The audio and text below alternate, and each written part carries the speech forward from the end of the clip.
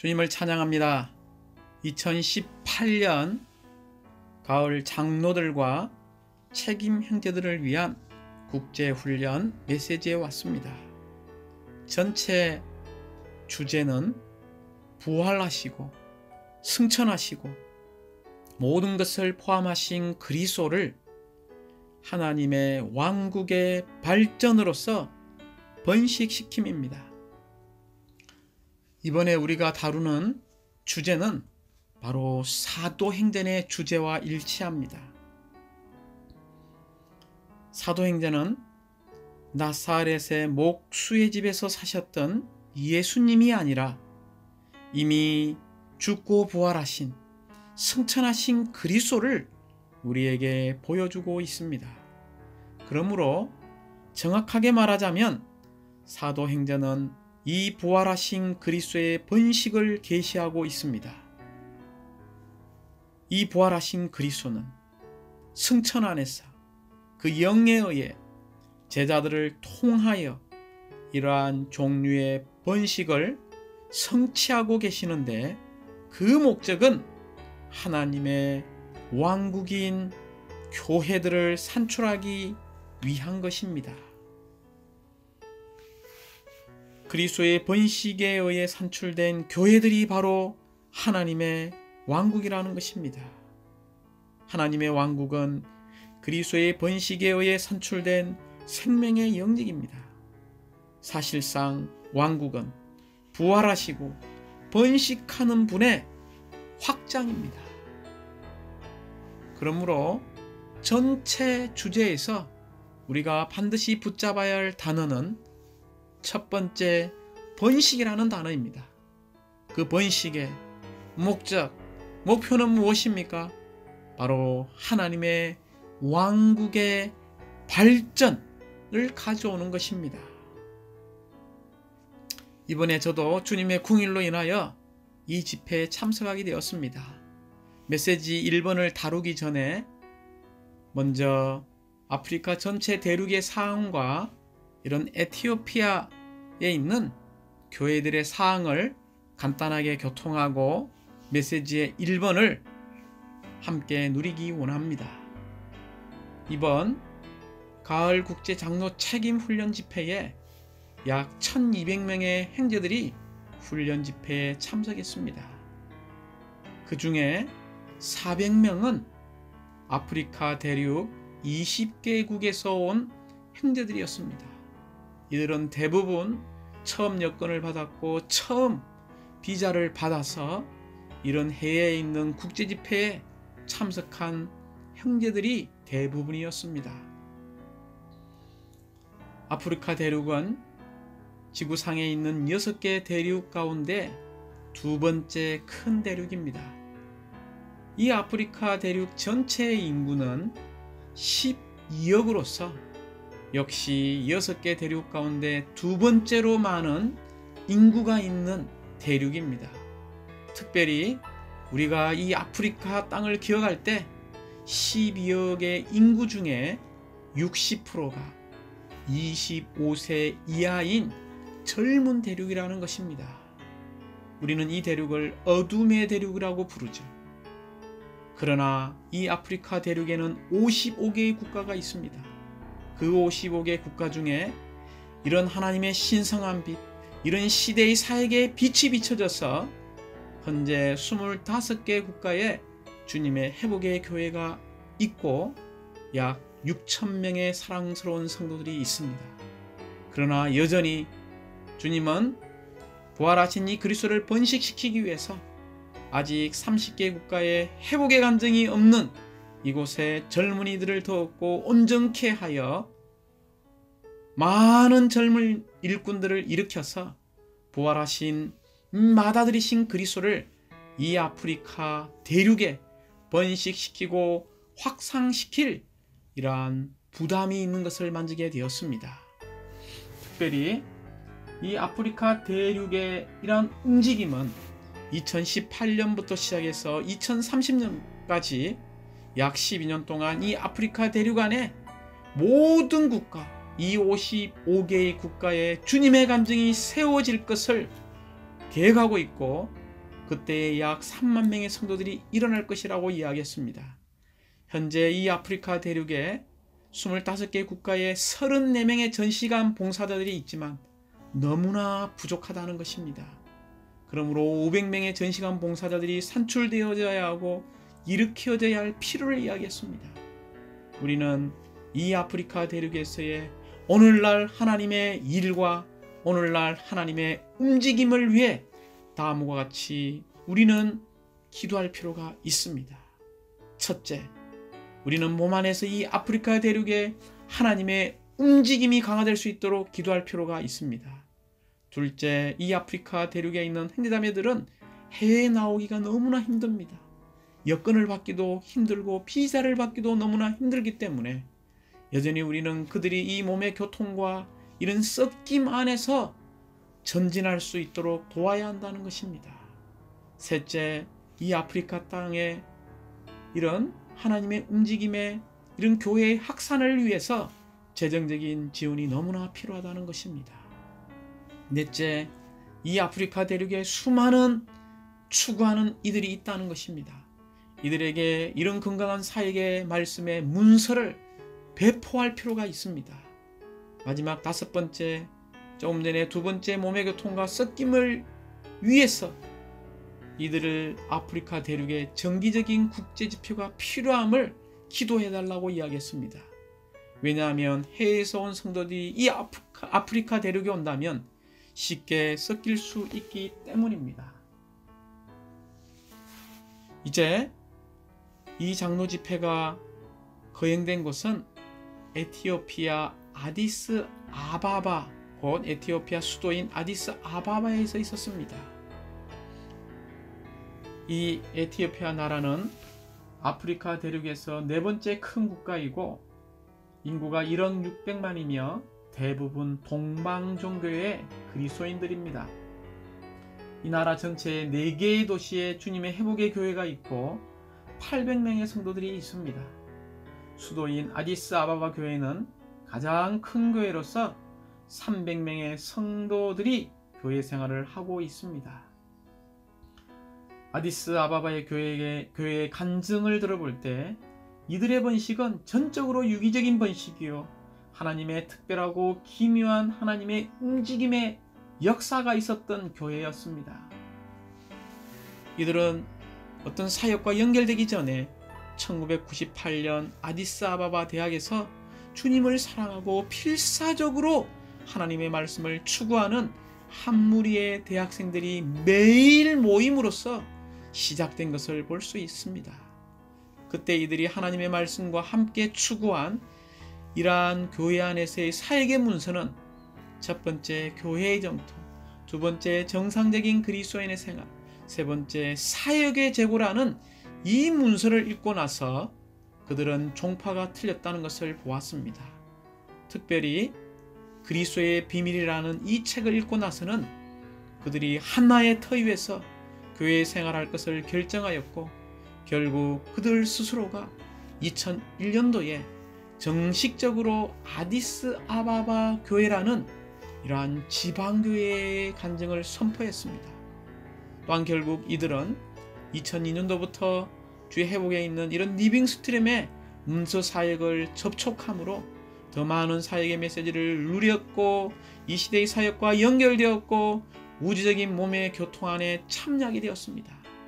결국 이제 이 사역 안에서 여전히 이 에티오피아의 땅에 하나님의 일의 움직임, 곧 사도행전의 29장이 여전히 이 땅에도 쓰이는 것을 보게 되었습니다. 이제 메시지 1번에 왔습니다.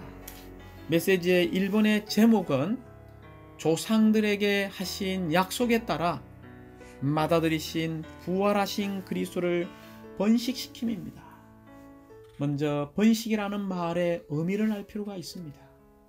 번식이라는 말은 바로 재생산을 의미하고 있습니다. 우리는 다만 하나님의 독생자의 복음이 아니라 죽고 부활하시고 승천하시고 모든 것을 포함하신 하나님의 맏아들이신 그리스도의 번식을 위해 복음을 전파해야 한다는 것입니다. 이 복음은 생명과 본성에서 부활하신 마다들과 똑같은 사람을 산출하고 재생산하는 것입니다. 이러한 번식의 길은 요한복음 12장 24절에 나오는 것처럼 한 알의 밀알이 땅에 떨어져 죽고 부활함으로써 수많은 밀알들을 유기적으로 산출하는 것입니다. 우리가 사도행전을 읽어볼 때 스데반이 순교했죠. 그러나 주님은 스데반의 순교로 끝나지 않고 바울을 얻는 번식을 했습니다. 또한 야고보가 순교했지만 바로 그 다음 장에 안디옥으로 확산되는 것을 볼 수 있고 교회가 번식되는 것을 볼 수 있습니다. 그러므로 사도행전 5장 14절과 11장 24절 이 두 구절에서 이렇게 말하고 있습니다. 수많은 사람들이 교회에 더해졌다라고 말하지 않고 주님께 더해졌다라고 말하고 있습니다. 이 주님은, 여기서의 주님은 부활하시고 승천하시고 맏아들이 되신 그리스도를 말하고 있습니다. 특별히 메시지 1번은 사도행전 13장의 배경입니다. 사도행전 13장에서 바울은 그리스도를 번식시키기 위해 하나님의 독생자이신 그리스도를 전파한 것이 아니라고 말했습니다. 그가 전파한 복음은 하나님의 맏아들이신 그리스도를 전파했습니다. 오늘날 이 지구상에 하나님의 맏아들이신 그리스도를 전파하는 이 복음을 전하는 단체들이 어디에 있습니까? 오직 주의 회복 안에만 있습니다. 그러므로 오직 주의 회복 안에 있는 성도들만이 부활하신 이 맏아들이신 그리스도를 전파함으로 더 많은 하나님의 아들들을 얻고 있습니다. 우리는 하나님의 맏아들이신 부활하시고 승천하시고 모든 것을 포함하신 그리스도를 하나님의 왕국으로서 번식시켜 다윗의 거룩한 것들과 신실한 것들을 받게 하고 부정적으로는 죄들이 용서받게 하며 긍정적으로는 믿는 사람들마다 어렵게 되어 하나님의 아들들과 부활하신 그리스도의 많은 형제들 곧 하나님의 맏아들의 많은 형제들이 되게 해야 합니다. 맏아들과 똑같은 형상을 이룬 사람들이 바로 하나님의 아들들이고 그리스도의 몸인 교회이고 신부이며 한 세 사람이고 하나님의 왕국이 될 것이고 결국 새 예루살렘으로 완결될 것입니다. 메시지 1번에 왔습니다. 제목은 조상들에게 하신 약속에 따라 맏아들이신 부활하신 그리스도를 번식시킴입니다. 여기서 중요한 단어는 첫 번째 번식입니다. 재생산과 똑같은 말이라고 이야기했습니다. 두 번째는 어떤 그리스도를 번식합니까? 사도행전에서 전파한 그리스도는 어떤 그리스도입니까? 바로 맏아들이신 부활하신 그리스도를 번식시키는 것입니다. 그러므로 메시지 1번은 로마자가 4번까지 있습니다. 로마자 1번은 이미 이런 맏아들이신 부활하신 이 그리스도는 조상들에게 하신 약속의 복음이었다는 것입니다. 그러므로 로마자 1번의 강조점은 조상들에게 하신 약속의 복음입니다. 로마자 2번은 이 조상들에게 하신 약속하신 이 복음은 바로 누구입니까?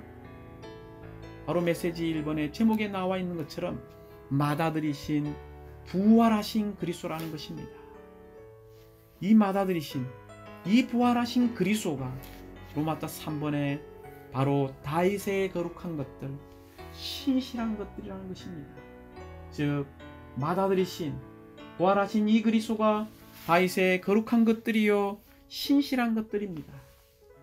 우리가 이러한 맏아들이신 부활하신 그리스도를 우리가 믿음으로 받아들인다면 로마자 4번에서 우리는 죄들이 용서받게 될 것이고 또한 어렵게 될 것입니다. 먼저 로마자 1번입니다.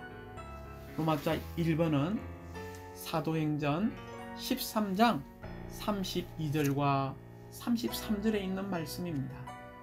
우리도 조상들에게 하신 그 약속을 여러분에게 복음으로 전합니다. 하나님께서 예수님을 다시 살리심으로 그들의 자녀인 우리에게 이 약속을 온전히 이루어 주셨습니다. 이것은 시편 제2편에 기록된 것과도 같습니다. 너는 내 아들이다. 내가 오늘 너를 낳았다라고 말하고 있습니다. 특별히 우리는 사무엘하 7장 12절에 이 다윗의 씨로 약속되신 분이 하나님의 맏아들이신 그리스도인 것을 볼 수 있습니다. 곧 사람의 씨가 하나님의 아들이 될 것임을 말하고 있습니다. 사람의 씨가 하나님의 아들이 된다는 것은 바로 신성한 아들이 되는 것을 말하고 있습니다. 로마서 1장 3, 4절을 볼 때 이 그리스도는 다윗의 씨로서 죽고 부활함으로써 하나님의 맏아들로 인정되신 것을 볼 수 있습니다. 이 말은 사람의 아들이 하나님의 아들이 되는 것을 말하는 것입니다. 신성한 하나님 자신이 사람인 다윗의 씨가 되셨고 이 씨는 바로 하나님 사람이신 주 예수님이십니다. 이 주 예수님은 죽고 부활을 통하여 그분의 인성이 하나님의 아들로 인정되셨습니다. 이 인정되신 이분이 바로 로마자 2번의 맏아들이신 부활하신 그리스도라는 것입니다. 사도행전 13장 33절에 다시 한번 강조합니다. 너는 내 아들이다. 내가 오늘 너를 낳았다라고 말하고 있습니다. 간단하게 하나님의 독생자와 하나님의 맏아들의 차이점을 이렇게 우리는 반드시 알고 있어야 합니다. 이 독생자는 신성한 생명의 체현입니다. 하지만 하나님의 맏아들은 이 신성한 생명의 번식이라는 것이죠. 이러한 신성한 생명의 체현인 이 독생자는 죽고 부활하심으로 말미암아 하나님의 맏아들이 되었고 그 맏아들이 되신 목적은 바로 이러한 신성한 생명의 번식을 위한 것입니다. 또한 이 독생자는 다만 신성만 가지고 있었지만 이 맏아들은 신성과 높여진 인성을 가지고 있습니다. 이제 동일하게 우리는 사도행전 13장 23절과 32절에서 본 것처럼 하나님은 예수님을 다시 살리심으로써 조상들에게 약속하신 그 복음을 성취하셨다는 것입니다. 그러므로 부활은 사람 예수님께 일종의 출생이었습니다. 주 예수님은 두 번의 출생이 있었지. 육체 되심으로써 이런 사람으로서 태어나셨습니다. 또한 그분은 부활하심으로써 이런 하나님의 아들, 곧 하나님의 맏아들로서 출생하셨습니다. 우리는 이분께서 영원부터 독생자셨다는 것을 알고 있습니다. 그러나 이분은 죽고 부활함으로 많은 형제들 가운데 하나님의 맏아들이 되신 분이십니다. 이러한 말씀은 시편 2편 7절에 이미 예언되어 있었습니다. 너는 내 아들이라. 오늘 내가 너를 낳았도다라고 말하고 있습니다. 여기에서 오늘은 우리가 알다시피 부활을 가리키고 있습니다. 부활의 날에 사람의 아들이신 예수님이 하나님의 맏아들로 태어났습니다. 이제 우리의 주님은 다만 하나님의 독생자가 아니라 하나님의 맏아들로 태어났음을 찬양합니다. 무엇을 통해서 맏아들로 태어났고 하나님의 많은 아들들을 또 얻게 되었습니까? 그것은 부활을 통해서입니다. 그러므로 우리는 이 부활을 통해서 이 부활 안에서 동시에 우리는 하나님의 많은 아들들로 태어났음을 베드로전서 1장 3절에서 보여주고 있습니다. 그러므로 사도행전 13장에서 바울이 전한 복음은 다만 하나님의 독생자의 복음이 아니라 죽고 부활하시고 승천하신 맏아들이 되신 그리스도를 전파했다는 것입니다. 주님을 찬양합니다. 이러한 맏아들이신 부활하신 이 그리스도가 또한 다윗의 거룩한 것들, 신실한 것들이라는 것입니다. 우리는 이 다윗의 거룩한 것들, 신실한 것들이 바로 부활하신 그리스도라는 것을 알아야 합니다. 이 말은 그리스도께서 다윗에게 나셨기 때문입니다. 또한 다윗의 거룩한 것들, 신실한 것들은 그리스도에 대한 칭호요, 그리스도에 대한 신성한 칭호로서 그리스도의 어떠하심을 말하고 있습니다. 생명, 빛, 은혜, 의, 거룩함, 생명의 떡, 생수, 능력, 지혜, 영광, 하나님의 깊이들, 머리, 몸, 첫 열매, 둘째 사랑, 이 모든 것들이 다윗의 거룩한 것들이요 바로 신실한 것들이라는 것입니다. 그러므로 사도행전 13장 34절에서 하나님께서 그분을 죽은 사람들 가운데서 살리신 것에 관하여 이렇게 말씀하셨습니다. 내가 다윗의 거룩한 것들, 신실한 것들을 너희에게 주겠다라고 말씀했죠. 사실은 이러한 다윗의 거룩한 것들, 이러한 신실한 것들의 모든 항목들은 다 주님께서 우리에게 선물로 주시는 긍휼들이요, 심지어 우리에게 긍휼이 되시는 그리스도 자신인 것을 말하고 있습니다. 이러한 모든 것을 포함한 이러한 거룩한 것들, 신실한 것들을 우리에게 선물로 주셨음을 감사합니다. 이런 다윗의 거룩한 것들, 신실한 것들을 우리가 받고 누렸죠. 또한 이러한 것은 바로 맏아들이신 그리스도를 받아들인 것입니다. 그럴 때 로마서 4번에 우리의 죄들이 용서받고 어렵게 되는 것을 보게 됩니다. 특별히 사도행전 13장 38절과 39절은 이렇게 말하고 있습니다. 바로 이분을 통하여, 할렐루야! 이 분을 통하여 죄들이 용서받게 된다는 것이 여러분에게 전해지고 있다는 것을 알아야 합니다. 이 분 안에서, 할렐루야!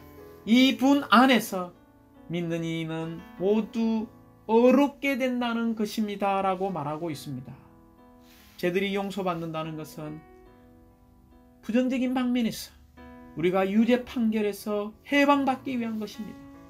그러나 우리가 어렵게 되는 것은 긍정적인 방면으로서 우리가 하나님과 화목되고 하나님께 기쁘게 받아들이기 위한 것입니다.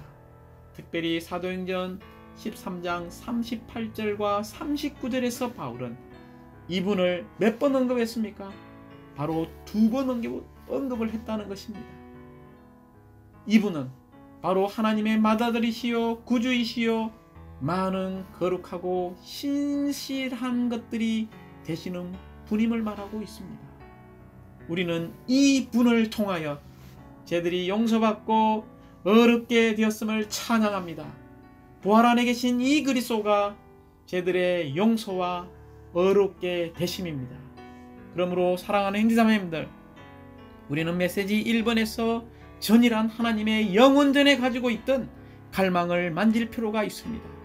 하나님의 갈망은 다만 독생자의 복음을 전해서 영원히 죽는 곳에서, 떨어져야 하는 곳에서 구원받는 문제를 포함할 뿐만이 아니라 하나님의 갈망은 오늘날 맏아들이신 부활하신 그리스도를 번식시킴으로써 하나님의 왕국을 이 땅에 가져오는 것입니다.